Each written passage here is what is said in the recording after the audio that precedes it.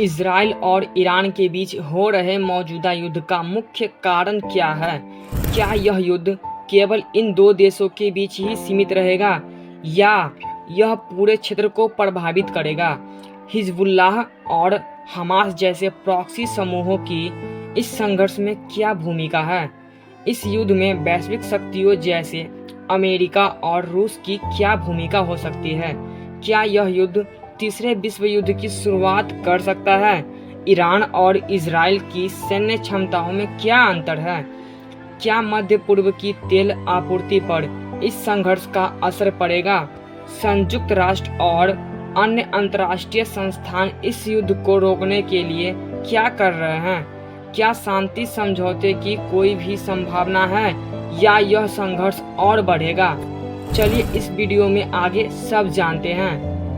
नमस्ते दोस्तों, 2024 के अक्टूबर में मध्य पूर्व का क्षेत्र एक बार फिर से ज्वालामुखी की तरह उबल रहा है। एक ओर ईरान जो अपनी सैन्य क्षमताओं और क्षेत्रीय प्रभुत्व को बढ़ाने की कोशिश कर रहा है, तो दूसरी ओर इजराइल जो अपने अस्तित्व की लड़ाई लड़ रहा है। इस युद्ध में हिजबुल्लाह और हमास जैसे प्रॉक्सी लिमिटेड ग्रुप्स भी अहम भूमिका निभा रहे हैं, जिससे स्थिति और भी खतरनाक हो गई है।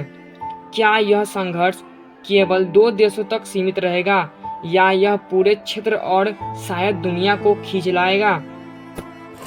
1 अक्टूबर 2024 को ईरान ने इजराइल पर सीधा हमला किया। 181 बैलिस्टिक मिसाइलें दागकर यह हमले तब किए गए जब इजराइल ने हिजबुल्लाह और हमास के प्रमुख नेताओं को निशाना बनाया। ईरान का कहना था कि यह आत्मरक्षा में उठाया गया कदम था। इस पूरे संघर्ष का असल कारण क्या है?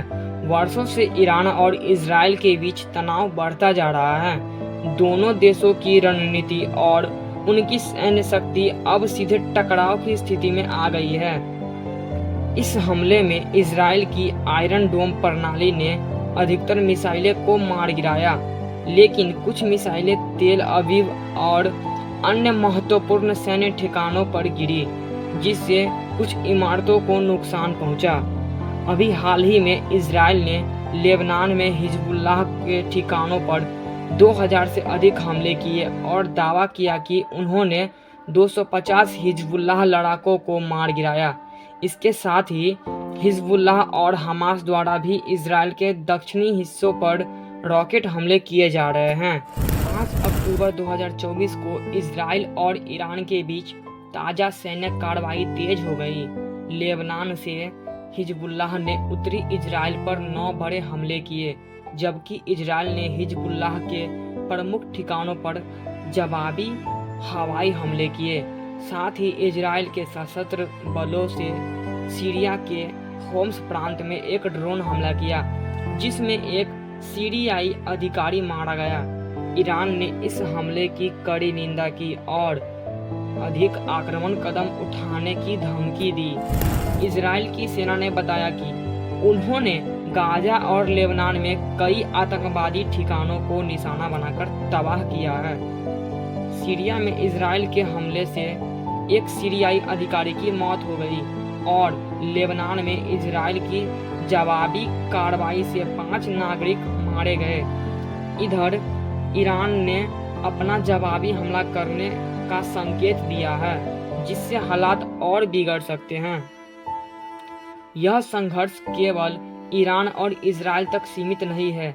अमेरिका, ब्रिटेन और सऊदी अरब जैसी वैश्विक शक्तियां भी इस संघर्ष में प्रत्यक्ष या अप्रत्यक्ष रूप से शामिल हो रही हैं। अमेरिका और ब्रिटेन में यमन में हौती विद्रोहियों पर हवाई हमले किए हैं, जो ईरान समर्थित हैं। इसके अलावा लेबनान और सीरिया में भी स्थिति लगातार खराब होती जा रही है। ईरान के समर्थन से चल रहे हिजबुल्लाह और हमास का इजराइल के खिलाफ यह संयुक्त मोर्चा दिखाया है कि यह संघर्ष जल्द ही एक बड़े क्षेत्रीय युद्ध में बदल सकता है। अमेरिका और यूरोपीय देश इस संघर्ष को लेकर चिंतित है। फ्रांसीसी विदेश मंत्री ने मध्य पूर्व में शांति बहाल करने के प्रयास में सऊदी अरब कतर, जॉर्डन और इजराइल का दौरा किया। इसके बावजूद स्थिति और बिगड़ रही है। ईरान और इजराइल दोनों ही आधुनिक हथियारों से लैस है।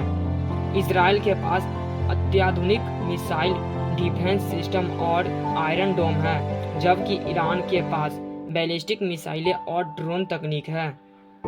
इजराइल का फोकस अपने हवाई हमलों और आक्रमणकारी रक्षा प्रणालियों पर है, जबकि ईरान ने हिजबुल्लाह और हमास जैसे प्रॉक्सी समूहों के माध्यम से क्षेत्रीय संघर्ष में अपना प्रभुत्व कायम किया है।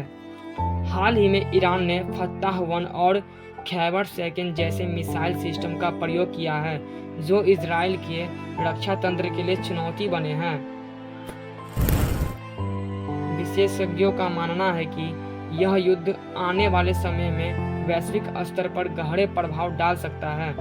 मध्य पूर्व में तेल और गैस की आपूर्ति पर इसका सीधा असर होगा, जिससे वैश्विक अर्थव्यवस्था को बड़ा झटका लग सकता है।